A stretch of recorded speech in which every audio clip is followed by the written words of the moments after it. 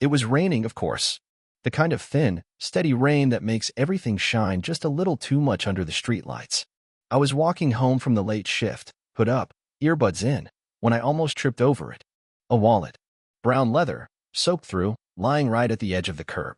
I looked around, half expecting someone to dart out of the shadows claiming it, but the street was empty. Just me, the rain, and the city humming quietly in the background. I picked it up. It felt heavier than it should. Inside, a driver's license, some cash, more than $100, and a single photograph. The photo showed a house I didn't recognize and, standing in front of it, a man and a woman, smiling but strained, like they were trying too hard. The man's name matched the license, Eric Malloy. His address wasn't far. 10 blocks, give or take. My first instinct was to turn it in. Call the non-emergency line. But something about the wallet, the photo, the timing, it gnawed at me. I slipped it into my jacket pocket and kept walking. At home, I tossed my wet hoodie over a chair and set the wallet on the kitchen table. I stared at it while microwaving leftover pizza. A reasonable person would have handed it off already. But I wasn't reasonable. Not anymore. I wiped the wallet dry and opened a secret flap inside. A folded scrap of paper fell out. 5 words, scrawled in shaky block letters. If found, don't trust him. I didn't sleep much that night. Every time I closed my eyes, I saw that note. Those 5 words burned behind my eyelids like a warning flare. Don't trust who? Eric Malloy? The man smiling so stiffly in the photo? Or someone else entirely? By morning, my curiosity had mutated into something bigger. Obsession. Maybe. I made coffee I barely drank, pulled on a hoodie, and decided to see the address listed on the license. 10 blocks felt different when you were hunting something, when every pedestrian seemed a little too interested, when every parked car looked like it could lurch into life and follow you. The house sat at the end of a cul-de-sac. Pale blue siding, neat little porch swing, a crooked mailbox leaning to the left. Normal. Boring. Exactly the kind of place that didn't match the eerie pulse in my gut. I walked past once, casual. A second time, slower. On the third pass, I saw movement at the window. Someone watching me. A tall figure, couldn't see the face. I ducked behind a parked car and tried to breathe. What was I doing? This was insane. But before I could talk myself into leaving, my phone buzzed. Unknown number. One text, come to the door. Alone. I froze. Was this some prank? Some horror movie setup? But then again, who else even knew I had the wallet? My hand shook as I approached the house. The door creaked open before I could knock. A woman stood there. Mid-30s.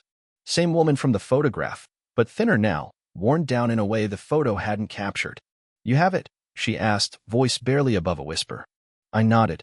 She grabbed my sleeve and yanked me inside. You have no idea what you've stepped into, she said. And if he finds you before you find the second note, you're dead. She bolted the door behind me, flipping locks that looked recently installed. The living room was barren. No pictures, no TV, no furniture except a battered armchair and a stack of cardboard boxes. She motioned for me to sit on an overturned crate while she paced the room like a trapped animal. Start talking, I said, my voice cracking more than I intended. She stopped and studied me like she was trying to decide how much I could handle.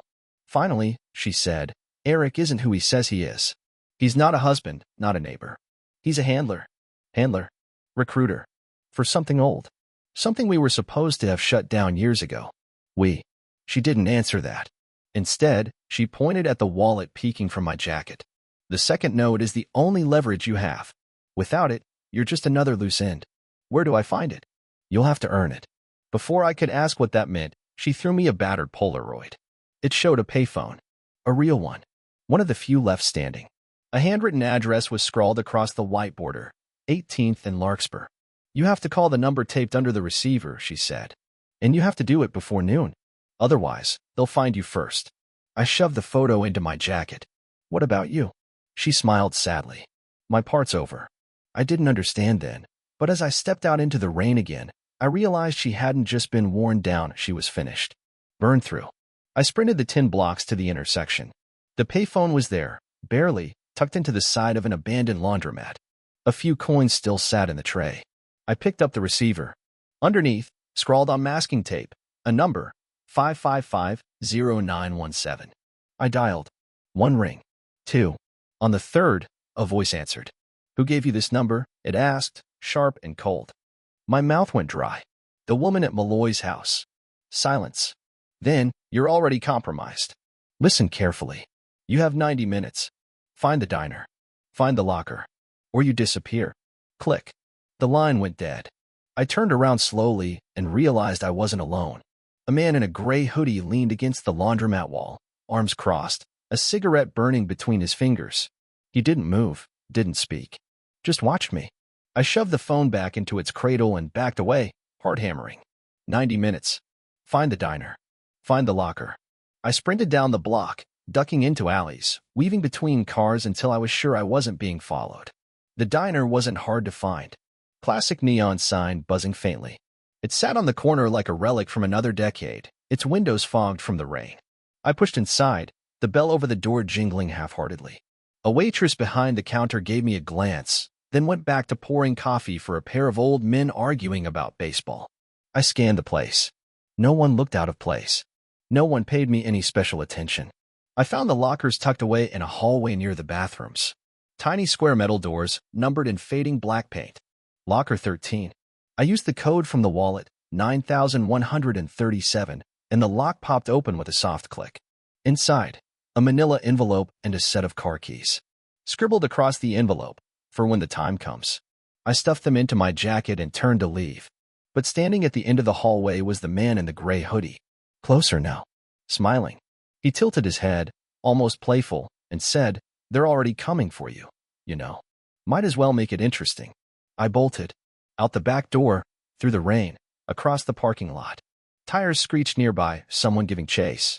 I fumbled the keys from my pocket, hitting the unlock button wildly until a black sedan blinked its lights 3 spaces over. I dove inside, slammed the door, and started the engine. As I peeled out of the lot, I caught a glimpse of the man in the mirror. He was laughing. Not chasing me. Not trying to stop me. Just laughing. Like this was all part of some elaborate joke I didn't get yet. I didn't stop driving until I hit the interstate. Only then did I pull over, heart still racing, and tear open the manila envelope. Inside, a map. Hand-drawn. A red line traced a route north, away from the city, into the mountains. 3 words written at the top in block letters, "The last safe house." I followed the map for hours, leaving the city behind as the road twisted into empty hills and thick woods. Cell signal vanished within 30 minutes, leaving only static bars on my phone. By the time I reached the last marked turn, a rutted dirt track barely wide enough for a car, the sun had started to set, dyeing the sky a deep, burnt orange. I drove until the track ended at a clearing. In the center stood a squat cabin, gray and silent, like it had been forgotten by time. I killed the engine and sat for a minute, listening. Nothing. No birds, no crickets. Just the wind threading through the trees. I pocketed the car keys, grabbed the envelope and map, and stepped outside. The door of the cabin wasn't locked. Inside, dust hung in the air like lazy snowfall. A single desk. A cot. A wood-burning stove. And pinned to the wall above the desk, another note. Final instructions. Beneath it, a small wooden box with a combination lock. I tore open the envelope from the diner. Inside was a smaller slip of paper, 2-4-6-8. Simple enough. The lock clicked open. Inside the box, a flash drive and a scrap of paper with coordinates written on it. I plugged the drive into the battered laptop on the desk. It whirred to life. A single folder appeared, "If you're ready." I clicked it open. Video files. Photos. Dossiers. Every image showed the same faces, the man from the diner, the woman from the house, the guy in the hoodie. All labeled with times, dates, locations. Surveillance logs. Notes about handlers and recruits, and something called the Loop Initiative. I skimmed through them, each more bizarre than the last. These people weren't just part of some random conspiracy. They were orchestrating something, pushing people like chess pieces, recruiting, manipulating. And somehow, I was now tangled in it. A second file glowed on the screen. Last option. I clicked it. A video started playing. It was Eric Malloy. Older now. Different than the photo, but still recognizable. He stared directly into the camera. "If you're watching this," he said, "you've made it farther than most. You now have a choice. Expose us and burn everything you know, or step into the network and continue the work. Either way, there's no going back." The screen went dark. I sat there, heart thudding, staring at my reflection. I stayed frozen in that chair, the laptop screen glowing faintly in the darkening cabin. The words echoed in my head, "Expose us or join us." burn the files, or become part of the machine. I didn't know what kind of person I was until that moment. The idea of torching everything and walking away sounded easy, clean, heroic even. But a deeper part of me, a colder part, whispered, "You came this far for a reason." I copied the files from the flash drive onto the laptop's hard drive, tucking the original into my jacket pocket. Then I shut the laptop, pocketed the scrap of coordinates, and prepared to leave. If there was more, I was going to see it through. I drove through the night, using the handwritten coordinates and the diner map to navigate the wilderness. Every mile took me further from anything familiar. No streetlights, no towns, no gas stations. Just dark trees pressing close to the road and the occasional snap of a branch in the woods. I found the spot around 3 a.m. A clearing surrounded by dense forest, a single metal hatch embedded in the ground. It looked like the entrance to a storm shelter, only older, rusted, forgotten. I lifted the heavy door, hard hammering, and climbed down into the darkness. My phone's flashlight barely cut through the gloom. At the bottom, a narrow hallway led to a chamber lined with rows of filing cabinets and servers, humming softly like a heartbeat underground. I found a desk with an ancient terminal and another note taped to the screen. "Only trust the one who knows your name." As if on cue, a figure stepped from the shadows. A woman, late 40s maybe, in a black jacket with a stitched patch on the sleeve, a spiral inside a triangle. She didn't smile. She didn't speak. She just held out a hand. "You must be tired," she said, and for the first time in what felt like days, I heard my own name fall from her lips, perfectly pronounced. No hesitation. I didn't know how she knew it, but it made the choice clear. I took her hand, and everything I thought I knew about my life ended right there. She led me down a second hallway, deeper into the underground labyrinth. The air grew colder, the walls rougher, as if we were tunneling straight through the earth itself. Finally, we reached a large steel door. She keyed in a code on a battered pad, and it hissed open. Inside was a room filled with people, maybe a dozen, sitting at long tables, hunched over laptops, maps, radios. A few glanced up as we entered, their faces tired but focused. "Welcome to the cartographers," she said quietly. "This is where the real work begins." She handed me a sealed envelope. My name was written across the front in the same sharp handwriting as the original note in the wallet. "Open it," she said. Inside were 2 items, a new ID badge with a photo I didn't remember taking, and a small card that simply read, "Locate the fractures."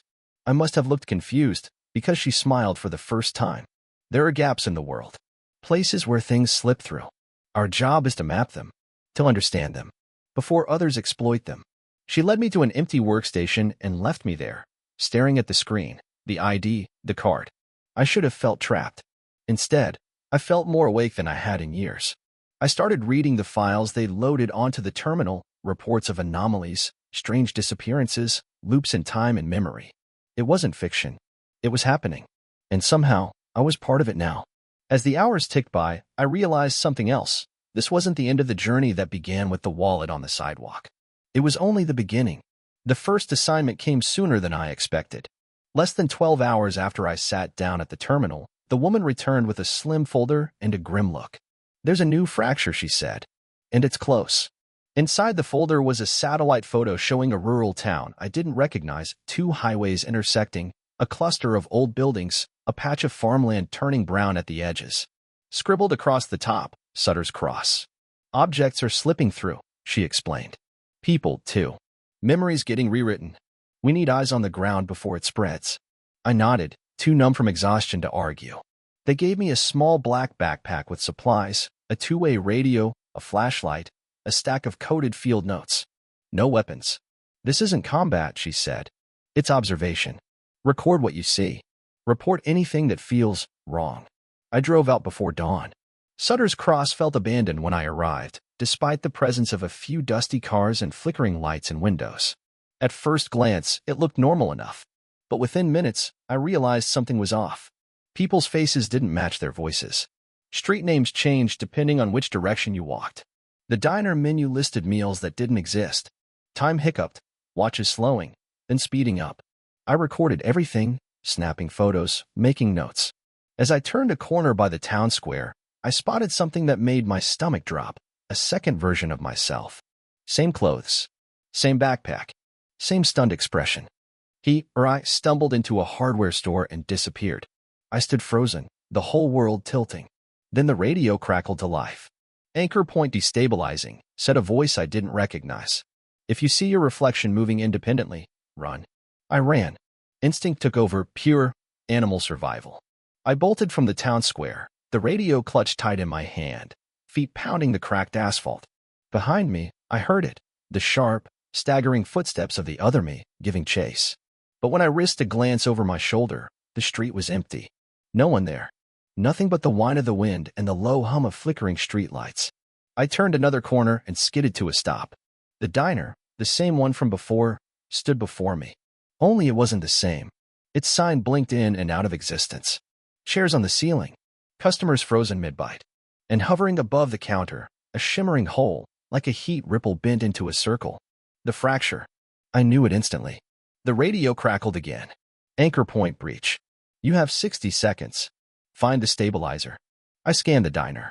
The second me stood near the hole, looking up at it. His face was slack, eyes wide.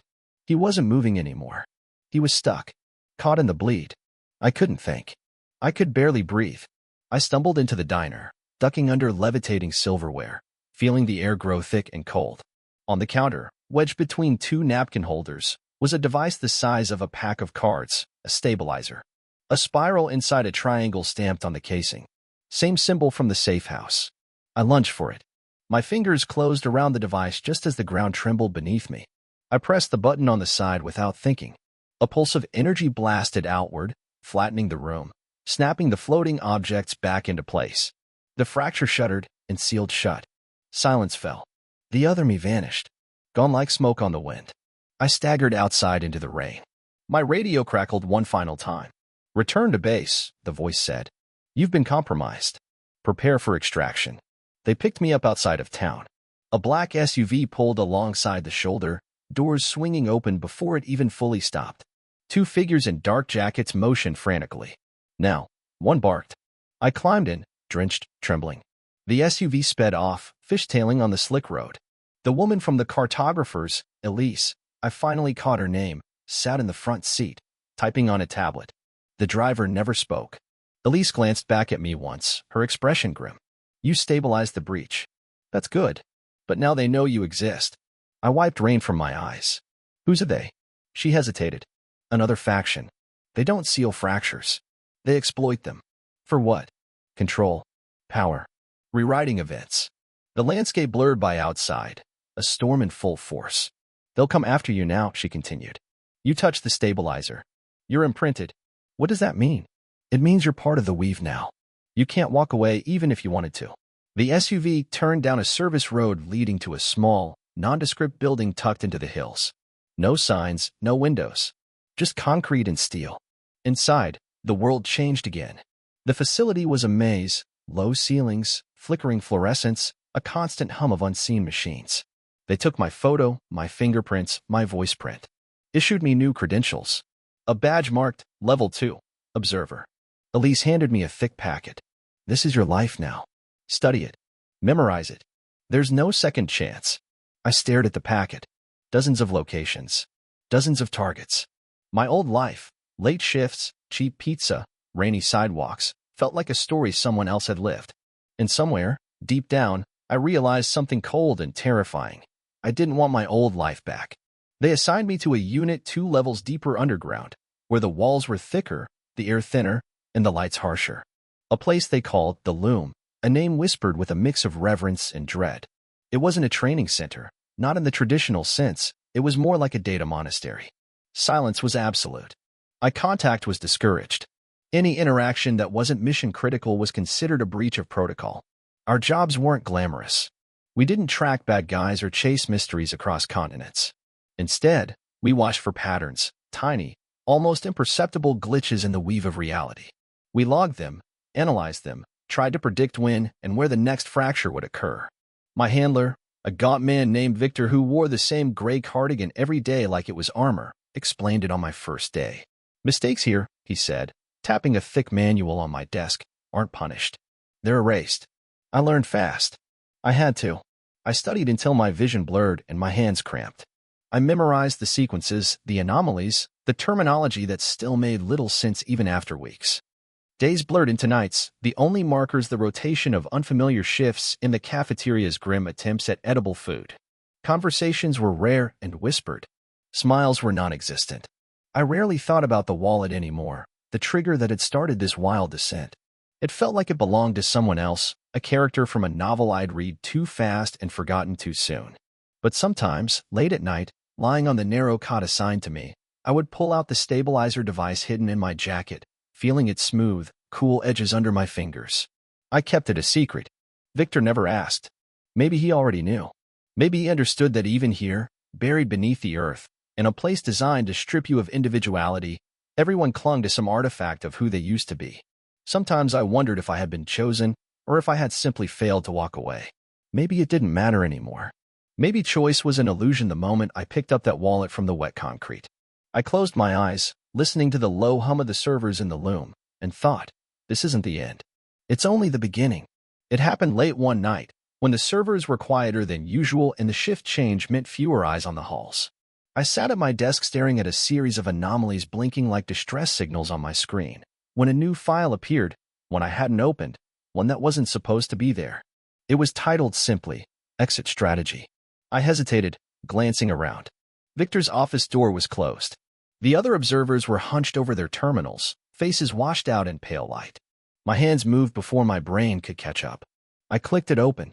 Instructions spilled out, fragmented but clear, a coded escape route, an abandoned terminal node, and a name, Marlene, the woman from the diner all those weeks ago. Somehow, impossibly, she had left a thread for me to find. I pocketed the stabilizer, the one object that had stayed with me through every twist, and waited for the lights to dim again at the next shift handover. Then, hard hammering, I slipped out of the loom. Down back corridors I barely knew existed. Past supply closets and maintenance tunnels. The map guided me by instinct more than logic. It led to a hatch in the floor labeled maintenance only. I forced it open and climbed into the darkness. It wasn't easy. Alarms began to wail behind me. Voices shouted. Footsteps echoed. But somehow, I didn't stop. I crawled through narrow shafts and broken service corridors until I emerged blinking into the pre-dawn air. Above me, stars stretched cold and clear across the sky.